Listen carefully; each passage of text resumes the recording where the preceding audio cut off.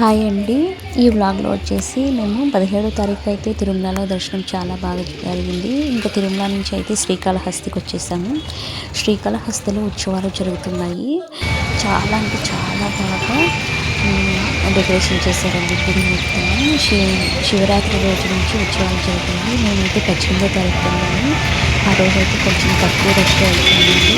చాలా ఫ్రీగా ఉంది. దర్శనం కూడా చాలా బాగా జరిగింది. శివయ్య దర్శనం మేము ప్రతి సంవత్సరం కూడా తిరుమలలో వెంకటేశ్వర స్వామిని దర్శించుకొని శ్రీకాళహస్తికి వచ్చి శ్రీకాళహస్తిలో శివయ్యని దర్శించుకొని తర్వాత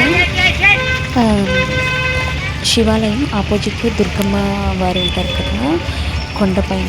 ఇంకా దుర్గమ్మ కొండపైకి అయితే చాలా స్టెప్స్ ఉంటాయి కదా, వెళ్ళలేమండి. పిల్లలు చాలా చిన్న పిల్లలు తీసుకొని వెళ్ళలేము. అందుకోసమే వెళ్ళలేకపోయినా కూడా ప్రతి సంవత్సరము వెళ్ళినప్పుడు కొబ్బరికాయ తీసుకొని కిందనే స్టెప్స్ దగ్గర అమ్మవారి దగ్గర దీపారాధన చేసుకొని అమ్మవారిని ఆశీస్సులు తీసుకొని ఇంటికైతే తిరిగి వెళ్ళిపోయి.